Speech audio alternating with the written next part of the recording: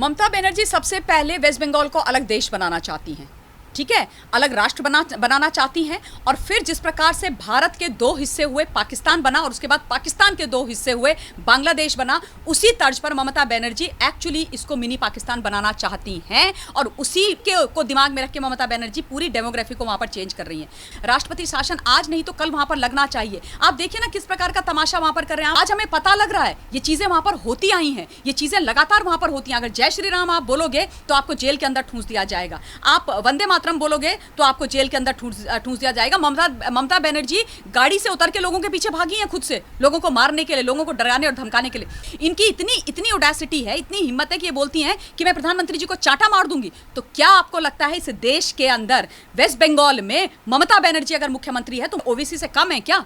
ये ओबीसी से कम है? ये क्या उन लोगों से कम है जो 15 करोड़ और 100 करोड़ की बात करते हैं इस देश के अंदर? इसलिए अगर बंगाल को बचाना है, बंगाल के लोगों को बचाना है, वहां पर बेचारे जो 1 लाख लोग का पलायन हो गया उनको वापस लाना है, और लाना भी चाहिए। ये दोबारा से पुनरावृत्ति हो रही है जो जम्मू कश्मीर में हुआ था 90s में, जिस प्रकार से हिंदूज का नरसंहार करके उनको निकाला गया था, वो अब हम 21वीं शताब्दी में नए भारत में देख रहे हैं वेस्ट बंगाल के अंदर। और उस वक्त हम कुछ नहीं कर पाए, लेकिन आज अगर हम नहीं करेंगे, ममता बनर्जी के खिलाफ नहीं बोलेंगे, इन चीज़ों को नहीं रोकेंगे, तो हमसे बुरा कोई नहीं होगा। इसलिए डेफिनेटली जिन राज्यों से भी ये आवाज़ निकल करके आ रही है, ये सच है, ये चिंता है, ये वेदना है अपने लोगों के लिए। कि ममता बनर्जी को ये पूछना चाहिए कि आप किस हक से बैठी हुई हैं उस कुर्सी पर, आपको तो नहीं मिला था। तो ये सारी चीज़ें हैं और संज्ञान बकायदा लेना चाहिए, हमारे आदरणीय कोर्ट्स को लेना चाहिए, आदरणीय राष्ट्रपति जी को लेना चाहिए। और जिस प्रकार से आदरणीय गवर्नर जी की वहाँ पर अपमान किया जा रहा है, ये सारी चीज़ें देखने की बात है। हमारा लोकतंत्र वहाँ पर खतरे में है, लोग खतरे में है, सनातन धर्म खतरे में है, ये सारी चीज़ें बचानी पड़ेंगी। वेस्ट बंगाल में आज के टाइम पर जब ममता बनर्जी जब से तीसरी बार जीत कर आई हैं, ऐसा लग रहा है कि पहले से भी ज़्यादा खौफनाक मंजर हो गया है वेस्ट बंगाल में। ना ही तो वहाँ पर बीजेपी को सपोर्ट करने वाले लोग सुरक्षित हैं और ना ही तो आदिवासी, और इसके अलावा अगर एसटी एससी की बात भी करें तो वो लोग भी सुरक्षित नहीं है। तो इन्हीं सारी चीज़ों को लेकर मांग उठ रही है कि अब वेस्ट बंगाल में राष्ट्रपति शासन लगाया जाए। श्रेन देखिए, सबसे पहली बात यह है कि वेस्ट बंगाल की जनता ने तीसरी बार लैंडस्लाइड मैंडेट ममता बनर्जी और टीएमसी को दिया है।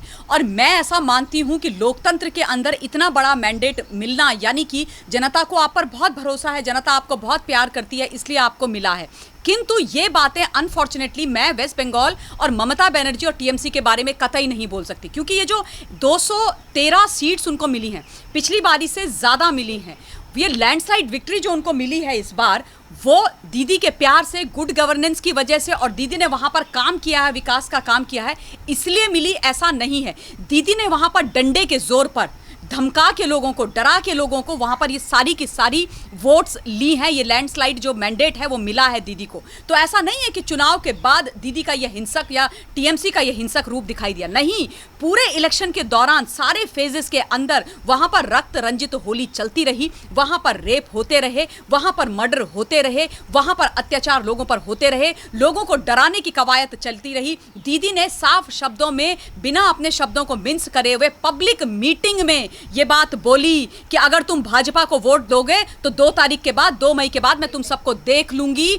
ये जो जितनी भी सिक्योरिटी फोर्सेस हैं ये तो चली जाएंगी, तुम यहां और मैं यहां। अगर ऐसा कोई धमकाएगा, ऐसा कोई नेता धमकाएगा तो किसकी हालत खराब नहीं होगी। वैसे भी वेस्ट बंगाल में हम सब जानते हैं कि कितना नटोरियस स्टेट हो गया है वो ममता दीदी की वजह से। जिस प्रकार से डेमोग्राफी वहां पर ममता बनर्जी ने पिछले 10 सालों में चेंज करने की कोशिश करी है, जिस प्रकार से घुसपैठिए वहां पर आ रहे हैं बांग्लादेश से और सीमाओं से अंदर घुस रहे हैं, रोहिंग्याओं को बसाने का काम किया गया है, वैसे ही दीदी का जो सपोर्ट उनको लगातार मिलता रहा है, वो तो वहां पर एकदम खुदा के बंदे बन गए हैं।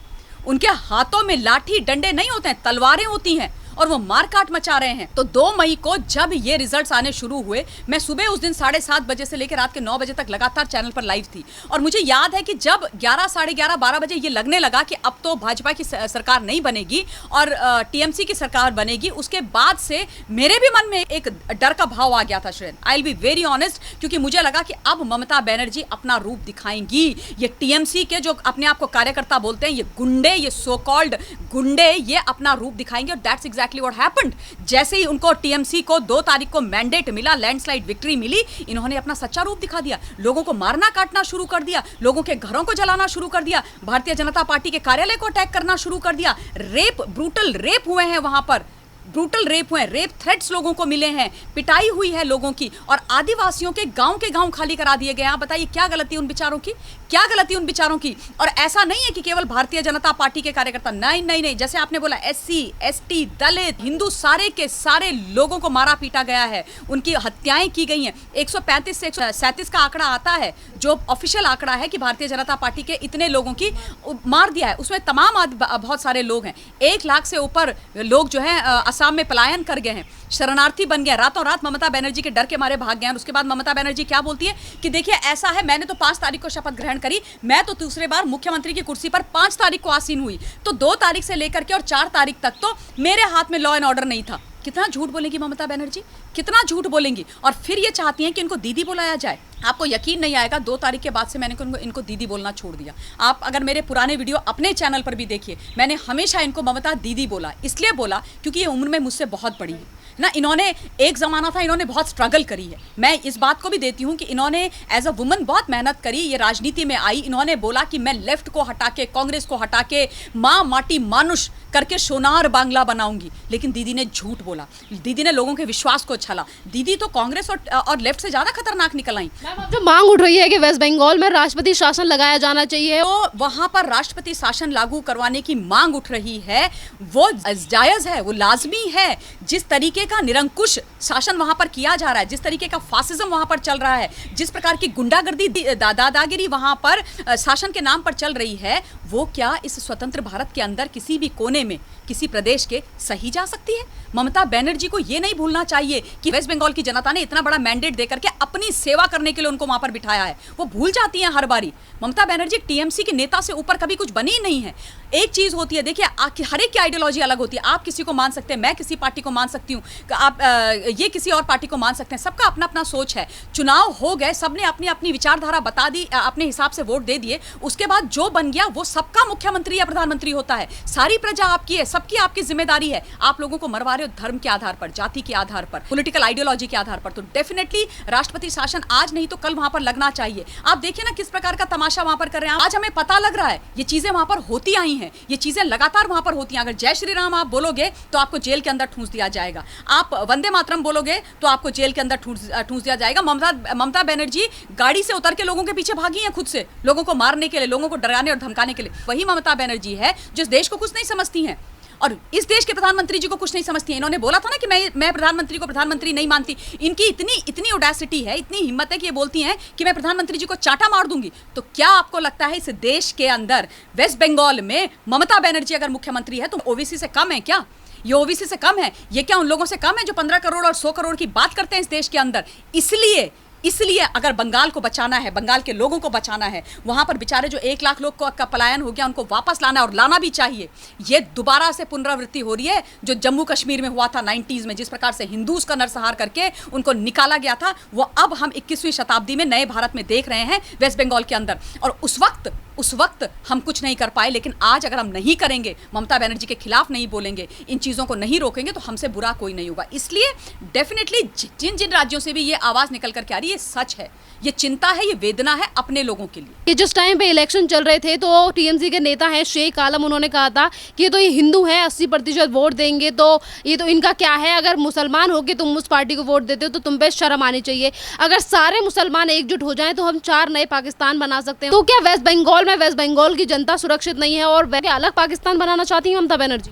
ममता बनर्जी सबसे पहले वेस्ट बंगाल को अलग देश बनाना चाहती हैं, ठीक है, अलग राष्ट्र बनाना चाहती हैं। और फिर जिस प्रकार से भारत के 2 हिस्से हुए, पाकिस्तान बना, और उसके बाद पाकिस्तान के 2 हिस्से हुए, बांग्लादेश बना, उसी तर्ज पर ममता बनर्जी एक्चुअली इसको मिनी पाकिस्तान बनाना चाहती हैं। और उसी को दिमाग में रख के ममता बनर्जी पूरी डेमोग्राफी को वहाँ पर चेंज कर रही हैं। ये जो आप बोल रहे हैं कि सारे मुस्लिम, ये तो दीदी ने भी बोला था ना, ये दीदी ने भी बोला था। इसके लिए इलेक्शन कमीशन ने संज्ञान लिया था। भारतीय जनता पार्टी इसी के पास गई थी कि कैसे कोई ऐसा बोल सकता है कि अगर तुम सारे के सारे इकट्ठे नहीं होगे तो फिर भाजपा तुम्हारा बहुत बुरा हाल करेगी, तुम्हारे साथ गलत करेगी। ये दीदी का ऑन रिकॉर्ड इलेक्शन के टाइम का वक्तव्य है। कैसे ममता बनर्जी ऐसी बात कर सकती हैं? कैसे जाति के धन पर ये बात कर सकती हैं? और कैसे ये बात, इसलिए मैं बोल रही हूँ, ये 15 करोड़ और 100 करोड़ वाले लोग हैं, चाहे वो हैदराबाद से निकल करके आए, चाहे वो वेस्ट बंगाल की भूमि से निकल करके आ जाएं।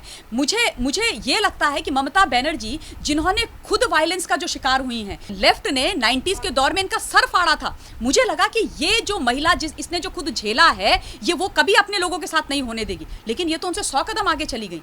इनके तत्वाधान में हो रहा है। मैं आपको बताती हूँ, 24 परगना के अंदर ये बोलती हैं कि जब से मैंने शपथ ग्रहण करी है तब से यहाँ पर कोई हिंसा नहीं हुई, कोई मार कुटाई नहीं हुई। झूठ बोलती हैं ये भी, इनके नेता भी और इनके प्रवक्ता भी झूठ बोलते हैं। मारे भी गए लोगों के साथ महिलाओं को निर्वस्त्र करके खैला होबे पे नृत्य करवाया गया है वहां पर। आप सोच सकती हैं, आप एक महिला, मैं एक महिला, सोचिए आप क्या हालत हुई होगी वहां पर। टीएमसी के इन गुंडों ने, इन रोहिंग्याओं ने महिला और दुख की बात, आयरनी देखिए, मुख्यमंत्री महिला और 24 परगना की मेंबर ऑफ पार्लियामेंट महिला नुसरत जहान, और वहां पर महिलाओं के साथ ऐसा हुआ। शर्म आनी चाहिए इन लोगों को। मैम, जो भी चीज़ें वेस्ट बंगाल में हो रही हैं, आपको नहीं लगता कि सुप्रीम कोर्ट और हाई कोर्ट में जितनी याचिकाएं डाली जा चुकी हैं, अब इसके ऊपर जल्दी से जल्दी संज्ञान लेना चाहिए सुप्रीम कोर्ट और हाई कोर्ट को भी? डेफिनेटली लेनी चाहिए, बिकॉज बहुत ज़्यादा डिले नहीं करना चाहिए, क्योंकि ये मानवाधिकार का सवाल है, लोगों के जीवन का सवाल है, अस्मिता का सवाल है, और सबसे बड़ी बात, इस देश का लोकतंत्र वेस्ट बंगाल के अंदर खतरे में है।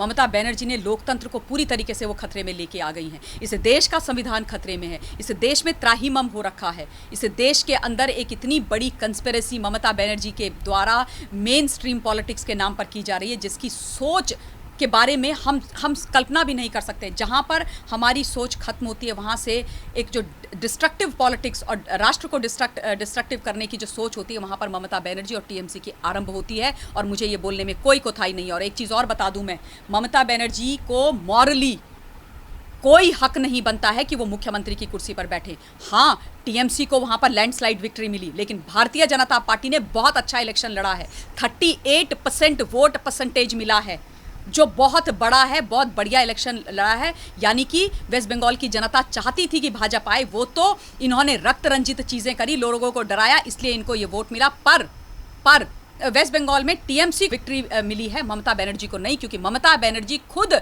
नंदीग्राम से अपनी सीट हार गई। यानी कि उनको मैंडेट मुख्यमंत्री बनने का नहीं मिला, तो किस हक से बैठी हुई है मुख्यमंत्री की कुर्सी पर? क्यों नहीं चली जाती? बहुत बड़ी बड़ी बातें करती है ना, बहुत ज्ञान की बातें करती है ममता दीदी। मास्क पहन करके, अपनी धोती पहन करके आती है कैमरे के सामने। तो ममता दीदी को ये पूछना चाहिए, ममता बनर्जी को ये पूछना चाहिए कि आप किस हक से बैठी हुई हैं उस कुर्सी पर? आपको तो नहीं मिला था।